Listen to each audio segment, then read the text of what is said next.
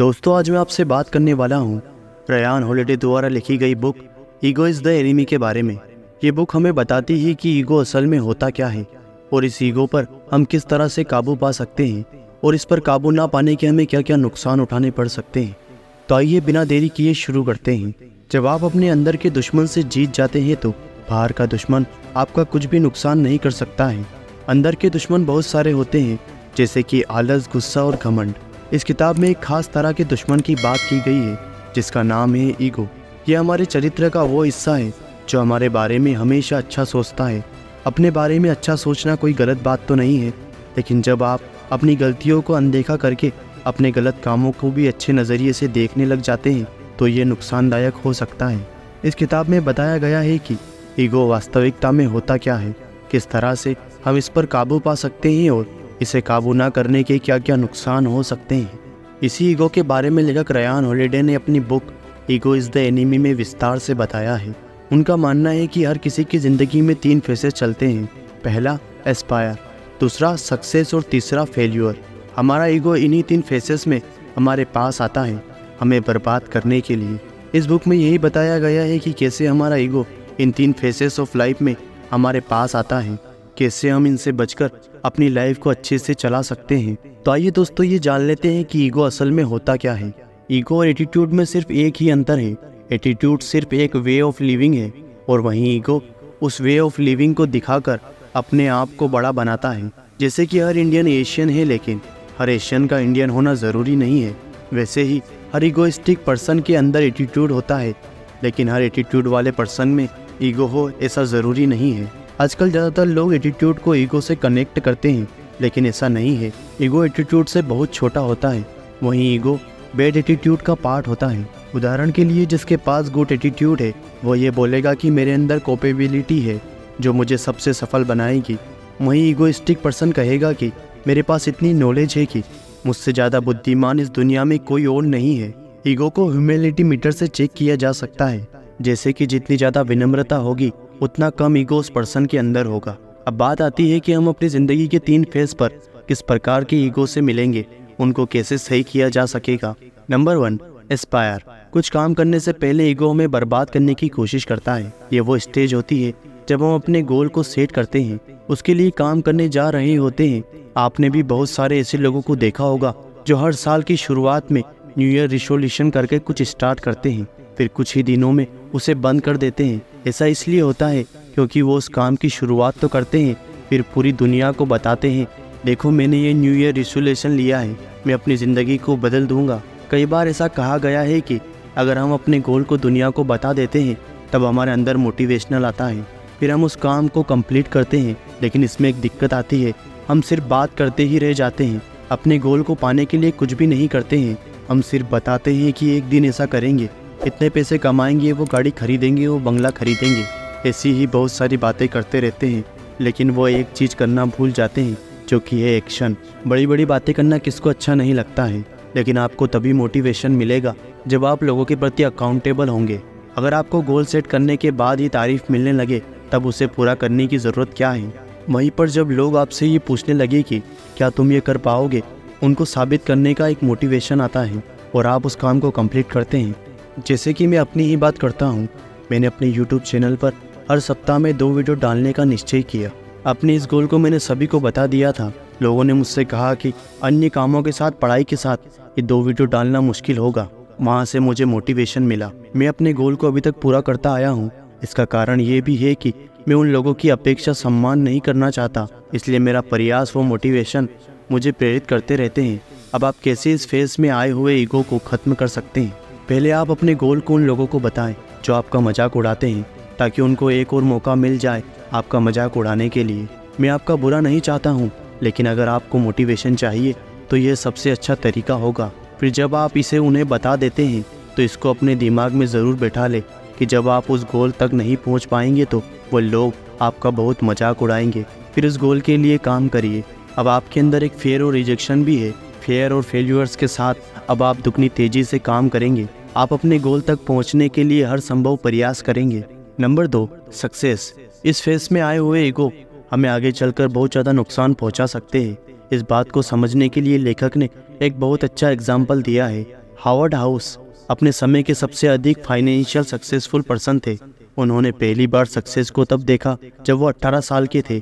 अपने फादर की डेथ के बाद उन्होंने अपने फादर की टूल्स कंपनी के सारे शेयर्स खरीद लिए। उस वक्त सब लोग ये कह रहे थे कि ये एक गलत निर्णय है, हावर्ड हाउस बैंकरप्ट हो जाएंगे, लेकिन ऐसा नहीं हुआ। उनके इस एक डिसीजन की वजह से उन्होंने बिलियंस ऑफ डॉलर की कमाई कर ली। जब उन्होंने सक्सेस को पाया तो उनके अंदर बहुत सारा ईगो आ गया था। उन्हें लगा कि वो जिस भी बिजनेस में जाएंगे वहाँ पर सक्सेस हो जाएंगे। इस वजह से उन्होंने डिफरेंट टाइप ऑफ बिजनेस में पैसे लगाए और वहीं वो फिल्म इंडस्ट्री में भी गए, एविएशन बिजनेस में भी गए। उन्होंने RKO मूवी स्टूडियो भी खरीद लिया जिसमें उनको बहुत लॉस हुआ और भी बहुत सारे बिजनेस में उन्हें लॉस हुआ। उन्होंने काफ़ी लॉसेस बियर किए। विक्टर फ्रैंकलिन कहते हैं कि man is pushed by drives but he is pulled by values. हमारी वैल्यू और नीति ये डिसाइड करते हैं कि हम कितने दिनों तक अपनी सक्सेस को रोक पाएंगे। अगर हम ये सोचना स्टार्ट कर दें कि हम सबसे नॉलेजेबल पर्सन हैं, हमें सब कुछ पता है क्योंकि हमने ये अचीव कर लिया है, वो अचीव कर लिया है, तो हमारा ये भ्रम बहुत ही जल्द टूट जाएगा। यही चीज़ हावर्ड के साथ भी हुई। इतनी जल्दी सक्सेस पाने के बाद उन्हें लगने लगा कि वो सब कुछ पा सकते हैं। वो अपनी ईगो को फ्यूल देते रहे। अंत में एक ऐसा टाइम आया जब वो अपनी वेल्थ और पावर सब कुछ खो बैठे थे। अब आप कैसे इस ईगो को ख़त्म कर सकते हैं? By being a student. जी हाँ, आप चाहे जितनी भी सक्सेस पा लें, चाहे जितनी भी बुक्स पढ़ लें या डिग्रियाँ ले लें, तब भी आप किसी न किसी से हरदम छोटे ही रहते हैं। ये आपको मानना पड़ेगा। इस संसार में बहुत सारे लोग आपसे किसी न किसी रूप में बड़े होंगे जो कि आपसे ज़्यादा नॉलेज, आपसे ज़्यादा एक्सपीरियंस और आपसे ज़्यादा पावर रखते होंगे। अगर गिनती की जाए तो ऐसे बहुत सारे लोग होंगे। इसका मतलब है कि आप चाहे जितनी भी कोशिश कर लें, आप किसी न किसी से छोटे तो रहेंगे ही। अब आप क्या करें? आप अपने अंदर इस ह्यूमिलिटी को जगाएं कि मुझसे भी बड़े लोग हैं जो कि मुझसे ज़्यादा जानते हैं। जब आप ऐसा सोचने लगेंगे तो तब आपके अंदर एक सीखने की चाह रहेगी जिसकी वजह से आपके अंदर ईगो की आग पर पानी फिर जाएगा। ऐसा लेखक इसलिए बोलते हैं क्योंकि जब आपको ये लगता है कि आप सच में महान नहीं हैं, तब आपके ऊपर सक्सेस का भूत सवार नहीं होता है। आप धीरे धीरे ही ग्रो करते रहते हैं। Number 3, failure. आप सोच रहे होंगे कि फेल्यूर होने में कैसा ईगो, क्योंकि फेल्यूर होने पर तो हम हार जाते हैं, हमारा सारा ईगो तो खत्म हो जाता है। हाँ, आपने बिल्कुल सही समझा, लेकिन ऐसा काफ़ी लोगों के साथ होता है जो एक बार फेल होने के बाद बार बार फेल होते रहते हैं। वो एक ही गलती को बार बार दोहराते रहते हैं जिसके परिणाम स्वरूप फेल होते रहते हैं। क्या आपने कभी ऐसा सोचा है कि वो ऐसा क्या करते हैं? क्योंकि उनके ईगो ने उनकी आंखें बंद कर रखी होती है। उनका ईगो उन्हें ये मानने से रोकता है कि वो गलत हो सकते हैं या वो भी फेल हो सकते हैं। जैसे कि आपने संदीप माहेश्वरी जी को ज़्यादातर बोलते हुए सुना होगा कि सिचुएशन को अस इट इस देख लेना ही सक्सेसफुल और इंटेलिजेंट इंसान की पहचान है। जब कोई आदमी ये नहीं देख पाता कि वो क्या गलती कर रहा है, ना ही उसमें उस गलती को ढूंढने की इच्छा होती है, तो उस आदमी के नीचे गिरने के बहुत ज़्यादा चांसेस होते हैं। बल्कि फेल होना हमें बहुत सारी चीज़ों को सिखा सकता है। फेल्यूर और सक्सेस एक सिक्के के दो पहलू है। लाइफ में हम कभी फेल होते हैं तो कभी सक्सेस पा लेते हैं। लेखक ने फेल्यूर वाले ईगो को सोल्व करने के लिए अ लाइफ टाइम और डेट टाइम के बारे में बताया है। डेट्रॉइट रेड एक क्रिमिनल था। वो ड्रग बेचता था और भी एक गंदे काम करता था। फिर फरवरी 1946 में जब वो 19 साल का था, वो चोरी के जुर्म में पकड़ा गया। उसको 10 साल की सज़ा हुई। वो जेल के अंदर बहुत सारे क्रिमिनल दोस्त बनाकर और भी बड़े क्राइम के बारे में सीख सकता था। वो बहुत बड़ा क्रिमिनल बन सकता था, लेकिन उसने बिल्कुल ही अलग काम किया।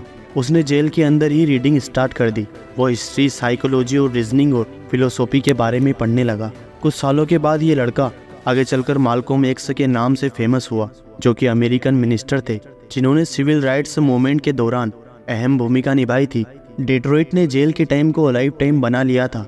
फिर वो मेलकम एक्स बन गए। अलाइव टाइम का मतलब होता है आप अपने हर एक सेकंड को या तो कुछ सीखने में या फिर किसी अच्छी जगह पर यूज़ करें।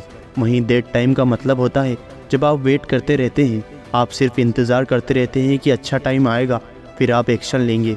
हम जब भी फेल हो तो उसके बाद सारा समय अलाइव टाइम बना देना चाहिए, जिससे हम अगली बार ऐसी गलती ना करें, फिर सक्सेस के लिए आगे बढ़ते चले जाएंगे। ईगो को हराने का फॉर्मूला। ईगो को हराने का फॉर्मूला बहुत ही सिंपल है जो हमें इस बुक में मिला है। वो है प्लस माइनस और इक्वल टू। जब भी आपकी लाइफ में एस्पायर स्टेज हो तो आपको इक्वल टू का यूज़ करना चाहिए। मतलब आपको ऐसे आदमी को अपने साथ रखना चाहिए जो डेली आपको चैलेंज करे, आपके अंदर मोटिवेशन को जगाए रखे ताकि आप एस्पायर वाली ईगो को हरा सके। दूसरा, जब आप सक्सेस के स्टेज पर हो तो आपको प्लस का यूज़ करना चाहिए। आपको अपने से ज़्यादा सक्सेसफुल और पावरफुल लोगों से सीखते रहना चाहिए ताकि आपके अंदर एरोगेंस ना आए, आप अपने नेक्स्ट टारगेट के लिए काम करें। तीसरा, जब आप लाइफ में फेल्यूर की स्टेज पे हो तो आपको माइनस का यूज़ करना चाहिए। आप सही समझे, आपको अपने से छोटे लोगों को, मतलब जिनको आप सिखा सकते हैं, उनको अपने साथ रखना चाहिए। हरदम सीखते रहना चाहिए ताकि आप अपने लेवल पर रहे और ज़्यादा नीचे ना गिरे। तो दोस्तों, इसी के साथ ये वीडियो यहीं पर समाप्त होती है। अगर आपको ego is the enemy book summary पसंद आई हो तो प्लीज़ इस वीडियो को लाइक और इस चैनल को सब्सक्राइब कर ज़रूर जाएं और अपने दोस्तों रिश्तेदारों को ज़रूर शेयर करें।